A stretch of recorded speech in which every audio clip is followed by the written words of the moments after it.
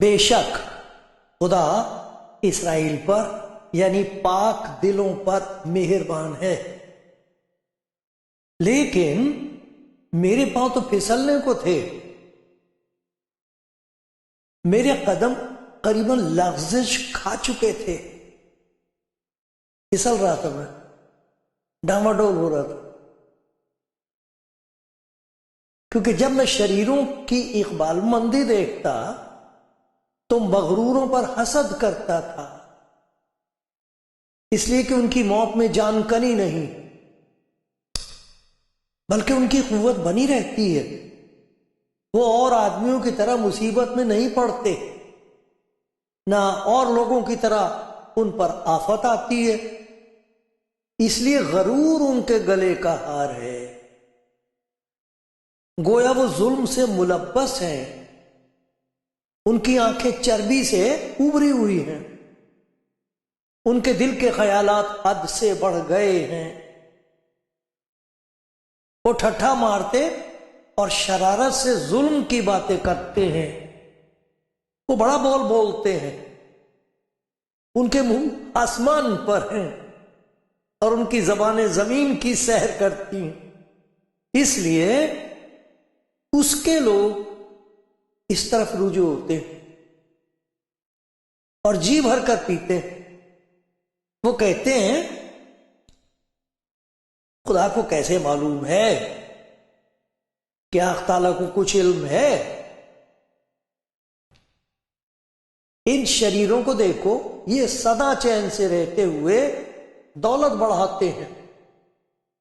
यकीनन मैंने अबस अपने दिल को साफ और अपने हाथों को पाक किया, क्योंकि मुझ पर दिन भर आफत रहती है। मैं हर सुबह तंबीह पाता हूं। अगर मैं कहता हूं कि यूं कहूंगा तो तेरे फर्जंदों की नस्ल से बेवफाई करता। जब मैं सोचने लगा कि इसे कैसे समझूं,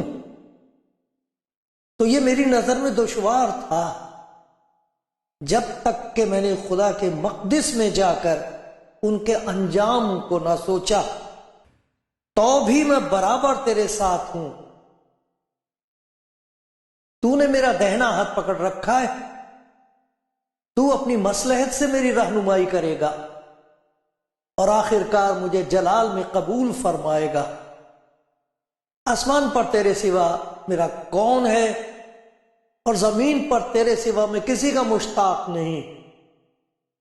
गो मेरा जिस्म और मेरा दिल ज़ायल हो जाएं, तो भी खुदा हमेशा मेरे दिल की कुव्वत और मेरा बखरा है। क्योंकि देख, वो जो तुझसे दूर हैं फना हो जाएंगे। तूने उन सब को जिन्होंने तुझसे बेवफाई की हलाक कर दिया है, लेकिन मेरे लिए यही भला है कि खुदा की नजदीकी हासिल करूं। मैंने खुदा को अपनी पनागाह बना लिया है। प्यार और दुआओं से भरा हुआ सलाम आप सबको जो कलाम ज़िंदगी प्रोग्राम देख रहे हैं। खुदा आपको सलामती बख्शे। खुदा मुझे अपनी मोहब्बत को आप पर जाहिर करे। आपकी मुश्किलों में और परेशानियों में अगर आप ऐसे हालात में से गुजर रहे हैं, तो वो हाथ बढ़ा के आपको थाम ले, ताकत दे दे, निकाल ले वहां से, आपके अफसोस को खुशी से तब्दील कर दे। और अगर आपकी जिंदगी में कोई कमी है जिसकी वजह से रूहानी तरक्की नहीं हो रही है और घर में बरकत के बजाय परेशानी रहती है, तो खुदा आप पर वो कमी जाहिर कर दे। एक कमी जिसकी वजह से सभी कुछ बर्बाद हो रहा, वो जाहिर हो जाए और आप उसे खुदावंद के सुपुर्द कर दें। खुदावंद यीशु इसीलिए दुनिया में आया है, वो ले लेगा उस कमी को और आपको हर किस्म की बरकतों से माला माल कर देगा। ये सच है, आजमा कर देखो, आजमा कर देखो।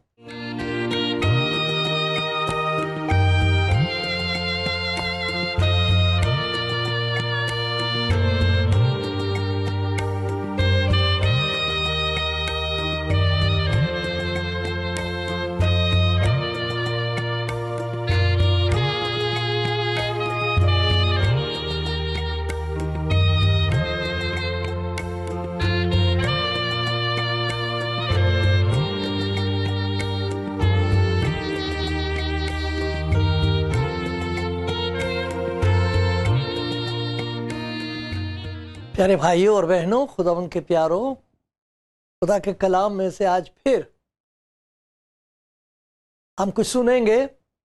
अच्छा होगा आप भी साथ साथ पढ़ें और खुदा उसमें से कुछ ऐसी बात हमको दिखा देगा जिसकी हमको सख्त ज़रूरत है। ये कलाम जिसको बाइबल कहते हैं, इसकी एक बड़ी अजीब बात यह है कि इसको पढ़ने वाले फिर सुनने लगते हैं। ये कलाम उनसे बात करने लगता है, वो सुनने लगते हैं, उनके पास फिर दूसरों को सुनाने के लिए भी कुछ होता है। तो खुदा करे कि हमारे दिल से ये दुआ निकले, क्या है खुदावंद फरमा कि तेरी बंदी सुनती है, तेरा बंदा सुनता है। एक ऐसी बात का जिक्र मैं आपको सुनाऊंगा खुदा के कलाम में से, जिसमें मेरे लिए कुछ ऐसे सबक है मैं भूलना नहीं चाहता। खुदा ना करे कि मैं वो बातें भूल जाऊं जिनका जिक्र आप सुनेंगे, मैं आपको सुनाऊंगा, वो मेरे लिए बहुत ज़रूरी है। और मैं ईमान रखता हूं, मेरा ऐसा खुदा की तरफ से ये यकीन है कि जो सुनने वाले हैं उन तक जब ये बात पहुंचेगी तो उनको ऐसा लगेगा कि खुदावंद का हाथ छुड़ाने के लिए उन तक पहुंच रहा है। कलाम में यही नहीं है कि वो हम पर जाहिर कर दे कि हम गुनाहगार हैं। इस कलाम में ये कुदरत है कि वो हमें अंदर से तब्दील कर सकता है। सबसे बड़ी तब्दीली ये होती है कि हम अपने गुनाहों से तौबा करते और जो कुछ खुदा कहता है इसे छोड़ दे, उसे छोड़ देते, उसे पकड़े नहीं रहते। हम समझते कि हमने पकड़ रखा उस चीज को, हकीकत यह है कि हम उस चीज के कब्जे में होते। कुछ चीजें जिन्होंने हमें पकड़ रखा है, हमने नहीं पकड़ा हुआ उन्हें, उन्होंने पकड़ रखा है, वो नहीं छोड़ती, हम उन्हें नहीं छोड़ते। और नतीजा ये होता है कि हमारी जिंदगी बद से बदतर होती चली जाती, बुरी से और ज्यादा बुरी, गहरे धंसते चले जाते हैं। और एक ऐसा वक्त भी आता है कि जो दलदल होती है, उसमें अगर आदमी गिर जाए तो अगर वो कोशिश करे निकलने की, तो जितनी कोशिश करेगा उतना धंसेगा वो। तो उनको ये कहा जाता कि चुपचाप रहो, हिलो मत, और वो वहां चिल्लाते रहते हैं। कई दफा ऐसा होता है उस जंगल में सुनने वाला कोई नहीं होता, वो धंसना भी नहीं चाहते, छुड़ाने वाला भी कोई नहीं होता। खुदा न करे किसी की जिंदगी का ऐसा हाल हो। खुदा रहम करे आज कि जो चीज वो दिखा दे आपको, आप सोचते हैं आपने पकड़ रखी है, वो खुदावंद जाहिर कर देगा कि उसने आपको पकड़ा हुआ है। और फिर खुदावंद से हुजूर आप फरियाद करेंगे मुझे छुड़ा ले, वो छुड़ा लेगा। वो इसीलिए दुनिया में आया, छूट सकते हैं मैं और आप ढूंढने और बचाने के लिए आया है खुदावंद यीशु। उसका नाम है नजात। वो खुदा का प्यार है, खुदा जिसकी आप इबादत करते हैं। मुझे मालूम नहीं किस तरह, खुदा का कलाम पढ़ने वाले जानते हैं कि वो हमें प्यार करता है। देखो एक आदमी आया खुदावंद यीशु मसीह के पास, मैं पढ़ के सुनाता हूँ उसका किस्सा। ये मत्ती की इंजील में भी है, मरकुस में, लूका में, आप देख सकते हैं इसको। एक शख्स, दूसरी जगह बताया ये सरदार था। सरदार से मुराद ये है कि ये शरीयत का आलिम था और बा इख्तियार था, इसके पास बड़ा इख्तियार था इस आदमी के पास। एक शख्स ने पास आकर उससे कहा, आए उस्ताद, मैं कौन सी नेकी करूं ताकि हमेशा की जिंदगी पाऊं। सवाल पूछ रहा है हमेशा की जिंदगी के बारे में और पूछ रहा है उस्ताद से। किसी उस्ताद के पास यह हक नहीं है कि वो आपको हमेशा की जिंदगी दे दे। उससे पूछ रहा है, आए उस्ताद, उस्ताद बता सकता है उधर जा, लेकिन जाने की ताकत नहीं दे सकता। आए उस्ताद, मैं कौन सी नेकी करूं ताकि हमेशा की जिंदगी पाऊं। मैं मुफ्त में नहीं लेना चाहता, मैं एहसान नहीं लेना मांगता, नेकी करूंगा, उसके एवज में जो कुछ खुदा मुझे दे दे तो दे दे, मैं नेकी करके कमाऊंगा इसे। ये बहुत गलत ख्याल है। नजात कमाई नहीं जा सकती और ना ही कोई उस्ताद दे सकता है वो जिंदगी। किसी उस्ताद के पास वो जिंदगी नहीं। इसलिए खुदा यीशु मसीह कहता है, उसने उससे कहा, तू मुझसे नेकी की बाबत क्यों पूछता है उस्ताद से। अगर मैं उस्ताद हूं, तेरी नजर में अगर मैं उस्ताद हूं, तो मुझसे ये सवाल क्यों कर रहा है। नेक तो एक ही है, लेकिन अगर तू जिंदगी में दाखिल होना चाहता तो हुक्मों पर अमल कर। दूसरे ने लिखा, नेक तो एक ही है, यानी खुदा। तो क्या समझ के मुझसे ये कह रहा है उस्ताद समझ के। उस्ताद के पास इसका कोई जवाब नहीं है। तुझे मालूम होना चाहिए कि मैं कौन हूं जिससे तू ये सवाल कर रहा है। उसने उससे कहा, कौन से हुक्मों पर। यीशु ने कहा, यह कि खून ना कर, जिना ना कर, चोरी ना कर, झूठी गवाही ना दे, अपने बाप की और माँ की इज्जत कर, अपने पड़ोसी से अपनी मानिंद मोहब्बत रख। सारे हुक्मों का जिक्र नहीं किया खुदा ने।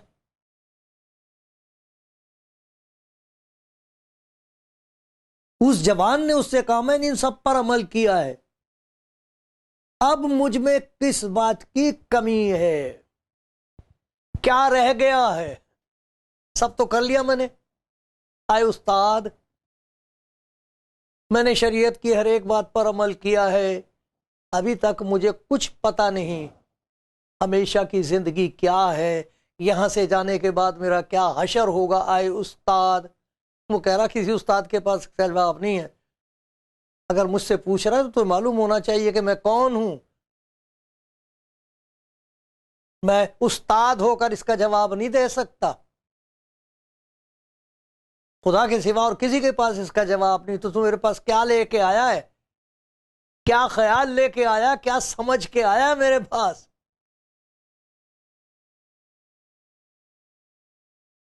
यीशु ने उससे कहा, अगर तू कामिल होना चाहता है तो जा अपना मालो असबाब बेचकर गरीबों को दे, तुझे आसमान पर खजाना मिलेगा, मेरे पीछे हो ले। मगर वो जवान ये बात सुनकर गमगीन होकर चला गया, क्योंकि बड़ा मदद मालदार था।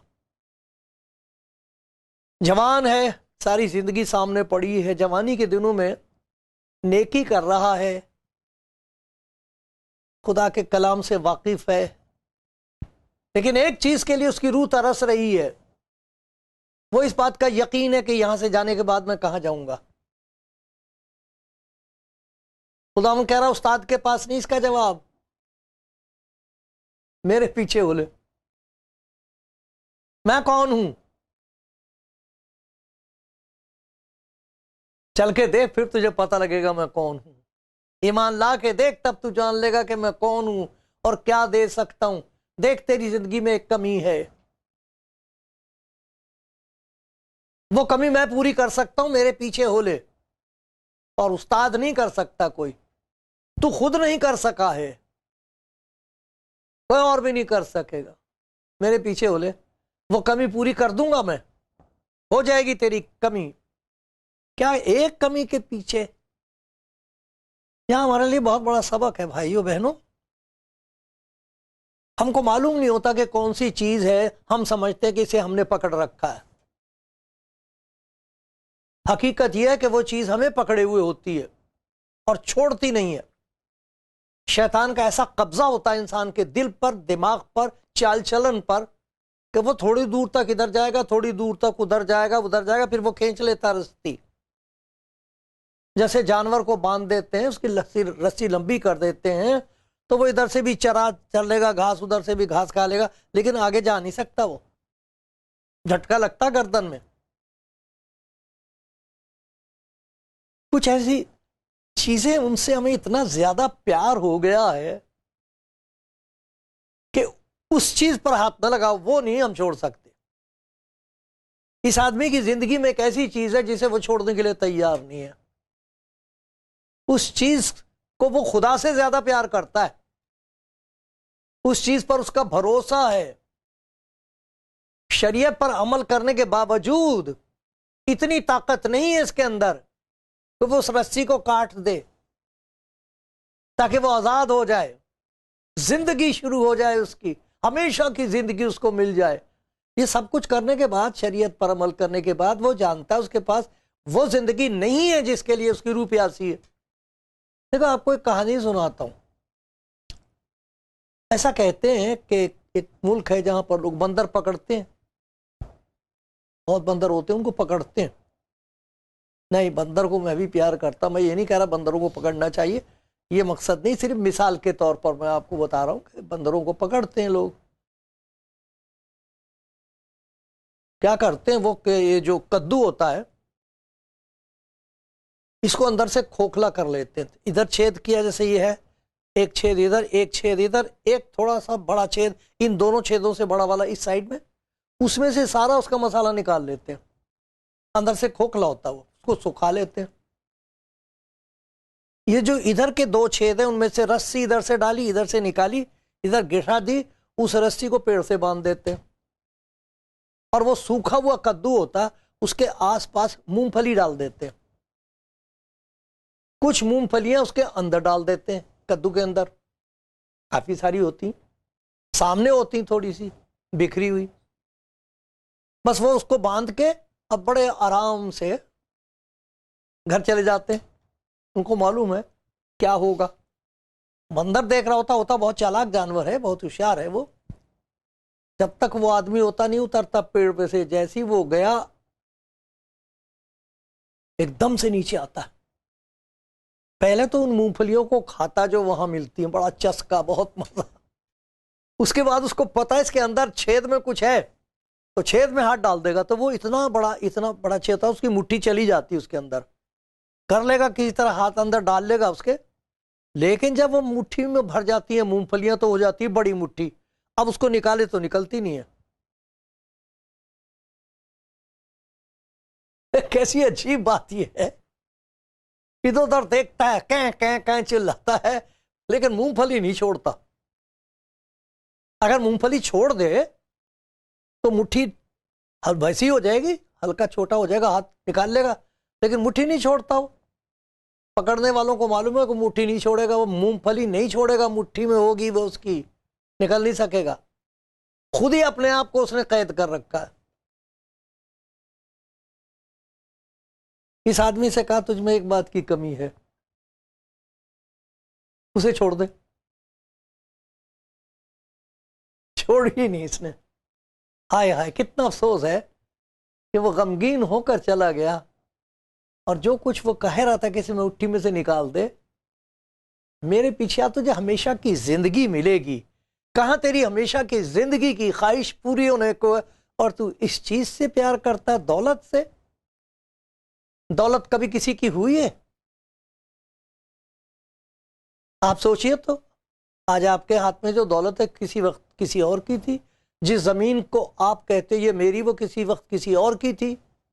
अब ऐसा भी वक्त आएगा, खुदा आपकी उम्र दराज करे, लेकिन कोई और होगा, वो कहेगा ये जमीन मेरी। मैं ये कहानी भूलता नहीं। कहते हैं कि एक दफा कोई, बाइबल में नहीं है ये आयत, लेकिन कहानी है कि दो भाई लड़ रहे थे, तो यीशु मसीह के पास आए, तो हमारा इंसाफ कर दे। मैं कहा, क्या इंसाफ करूं मैं? कहने लगा, हमारा बाप मर गया है, जमीन छोड़ गया। तो बड़ा वाला भाई एकदम आगे होकर कहता, जमीन मेरी है, मैं बड़ा हूं, पहलौठा हूं, मेरा हक है। छोटा वाला कहने लगे, तो अब आया, उसे तो मरे हुए महीना हो गया, सारा कुछ तो मैंने किया था, अब आया, जमीन का तकाजा कर रहा है। कभी इसने कुछ नहीं किया है। मैंने आखिरी दम तक अपने बाप की खिदमत की है, सारे गांव से पूछ लो, मेरा बाप सब कुछ मुझे दे के गया है। वो बड़ा भाई कह के जी दे के गया होगा, लेकिन इसके पास कोई सबूत नहीं, जमीन मेरी है, आप इंसाफ करो। कहते हैं कि खुदा यीशु मसीह ने उससे कहा, बड़े भाई तू कह रहा जमीन मेरी है, अच्छा, और छोटे तू कह रहा जमीन मेरी है? कि जी हाँ। तो जमीन तो कुछ और कह रही है। तो वो एक दूसरे को तो कहने लगे, जमीन कुछ बोलती है, जमीन क्या कह रही है जी? बड़े उससे कह रही, जमीन क्या कह रही? कहने लगे, जमीन कह रही है दोनों मेरे हैं। जमीन कभी किसी की नहीं हुई, दौलत कभी किसी की नहीं हुई। इख्तियार जिसे हम कहते हैं ये मेरा इख्तियार है, इख्तियार सिर्फ उसका और इंसान का कोई इख्तियार नहीं होता। जितना इख्तियार वो दे देता है हम उसका नाजायज फायदा उठाते हैं। ना किसी के पास दौलत कभी रही है, ना इख्तियार रहा है। मरते मरते रो रहा होता वो जिसे कहते हैं बड़ा साहिब इख्तियार था, उसकी आंखों में आंसू होते हैं, सांस के लिए तरसता, एक सांस नहीं मिल सकता उसे। हम एक एक सांस के लिए उसके मोहताज हैं। वो देता है सांस तब हम लेते हैं। उसने दे दिया मुझे सांस, मैंने ले लिया।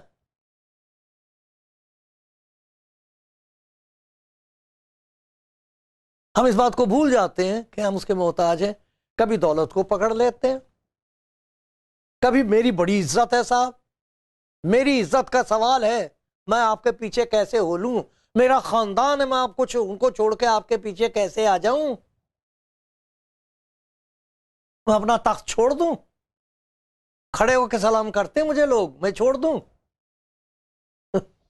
उसे कहा था एक बात की कमी, बहुत सारी बातें नहीं, एक बात ऐसी है वो जकड़ ले, पर वो एक ही बात काफी है, आपको खुदा से हमेशा दूर रखेगी, नजदीक नहीं आने देगी। वो एक बात कौन सी है आपकी जिंदगी की? वो एक बात है जिसे आप छोड़ने को तैयार नहीं हो। सोचो, वो एक बात ले डूबेगी।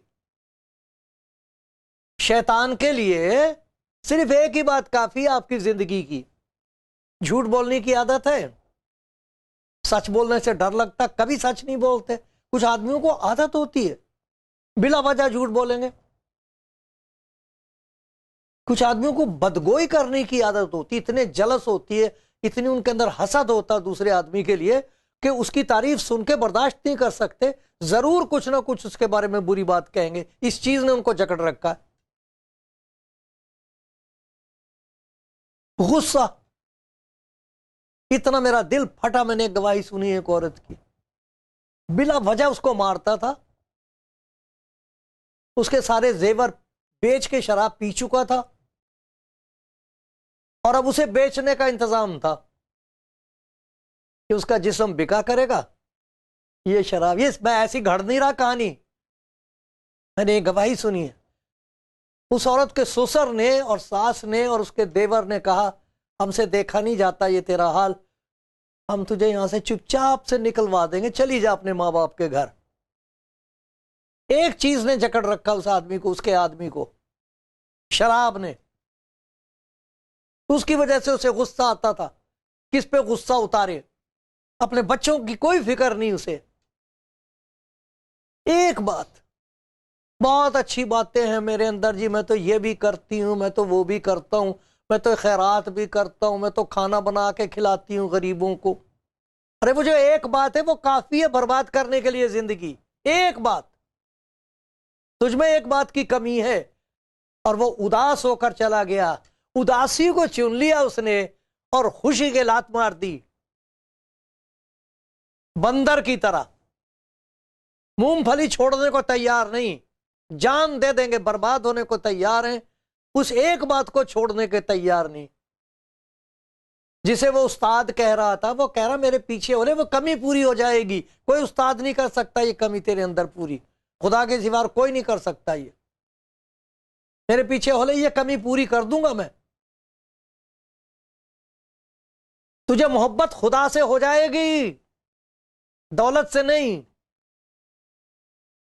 मोहब्बत खुदा से रखेगा, खुदा अपने प्यार की वजह से तुझे हर तौर से दौलतमंद करेगा। दौलत और इज्जत और हयात खुदा बख्शता है अपने लोगों को। खुदा के बंदे दाऊद ने कहा भेड़ बकरियां चराया करता था वो, उसका बाप समझता था ये नहीं कुछ कर सकेगा।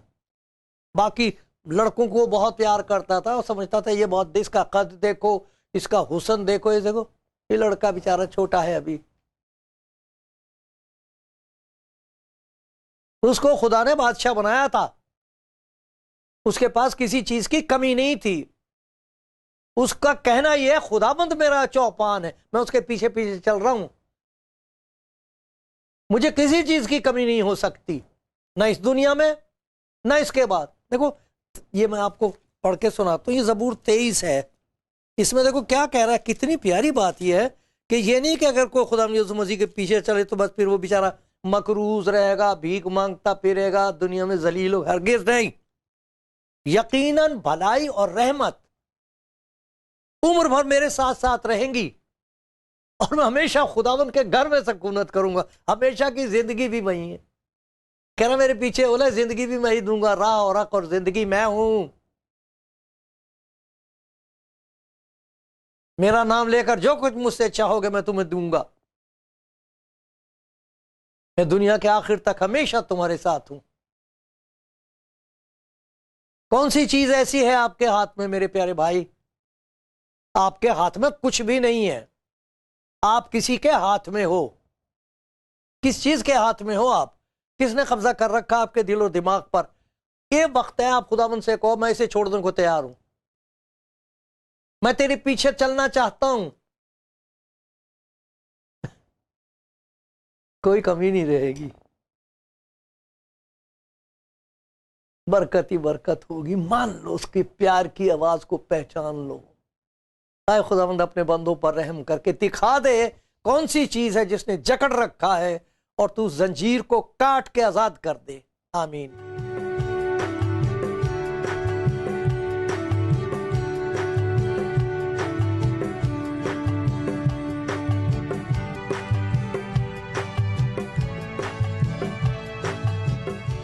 अब तक हमने खुदा के कलाम में से ये देखा है कि कोई ना कोई एक ऐसी चीज होती है जिंदगी में जो हमें जिंदगी से ज्यादा प्यारी हो जाती है और हमको पता नहीं होता कि वो चीज है जो हमें जिंदगी से महरूम करेगी। ना यहां खुश, ना यहां से जाने के बाद कोई उम्मीद। वो कौन सी चीज है? खुदा यीशु मसीह ने इस जवान से कहा मेरे पीछे हो ले, मैं बता दूंगा तेरे अंदर कमी क्या है। और यही नहीं कि मैं कमी जाहिर कर दूंगा, तू हैरान रह जाएगा कि उस कमी को पूरा करने के लिए मुझे तुझे ताकत भी दे दूंगा। वो क्या कमी है इसकी जिंदगी में? देखिए एक दफा ये भी मत्ती की इंजील के 22वें बाब में है और मैं 39वीं आयत से पढ़ रहा हूं, 35 आयत से। उनमें से एक आलिम शरा ने आजमाने के लिए उससे पूछा, आए उस्ताद, तौरेत में कौन सा हुक्म बड़ा है? उसने कहा, खुदावंद अपने खुदा से अपने सारे दिल, अपनी सारी जान और अपनी सारी अकल से मोहब्बत रख। बड़ा और पहला हुक्म यही है। दूसरा इसकी मानिंद यह है कि अपने पड़ोसी से अपनी बराबर मोहब्बत रख। इन्हीं दो हुक्मों पर तमाम तौरेत और अंबिया के सहीफों का मदार है। सारा खुदा का कलाम जो नाजिल हुआ वो इसलिए हुआ है कि इंसान खुदा से मोहब्बत रखे और जहां कहीं जरूरत हो खुदा जाहिर कर दे, उनसे मोहब्बत रखे। इस आदमी की मोहब्बत दौलत से है, खुदा से नहीं है। कह रहा खुदावंद ने कहा कि खुदा से मोहब्बत रख और जो कुछ तेरे पास है उसे बेच, गरीबों को दे दे, ताकि खुदा का ये हुक्म तेरी जिंदगी में पूरा हो। तू कह सके कि आए खुदावंद मैं तुझसे मोहब्बत रखता हूं, तेरा शुक्र है कि तूने मेरे पास ऐसे वसाइल रखे हैं कि जो मेरे पड़ोसी हैं, जो गरीब गुरबा, मैं इनकी भी मदद कर सकता हूं। यहां से तेरी जिंदगी शुरू हो जाएगी। आपकी जिंदगी में कौन सी ऐसी बात है जिसे आप खुदा से ज्यादा प्यार करते हो? ये आप ही जानते हो। कलाम पढ़ो, आज दुआ करो, खुदावंद जाहिर कर देगा और खुदावंद से को मैं तेरे पीछे चलने को तैयार हूं। सारी मुसीबतें पीछे रह जाएंगी। किसी वक्त पीछे मुड़ के देखोगे और गवाही दोगे कि ये थी मेरी जिंदगी की सबसे बड़ी प्यारी चीज। खुदा का शुक्र है, खुदा ने मुझे इससे बचा लिया। अब मैं नहीं उनका जिक्र करूंगा। आप खुद सोचिए कौन सी ऐसी चीज है जिसे आप कभी भी छोड़ने को तैयार नहीं। आपकी वो मूंगफलियां कौन सी हैं जिन्हें आप अपनी मुट्ठी में से छोड़ना नहीं मांगते। खुदा मदद कर दे। खोल दो मुट्ठी जाने दो, फिर देखना कि वो आपके मुट्ठी में क्या भरेगा। हाथ में वो बरकतें डाल देगा कि फिर आप बांटोगे। इतना देगा कि आप बांटोगे, खुदा से भी मोहब्बत रखोगे, दूसरों तक मोहब्बत पहुंचाओगे। आमीन आमीन आमीन।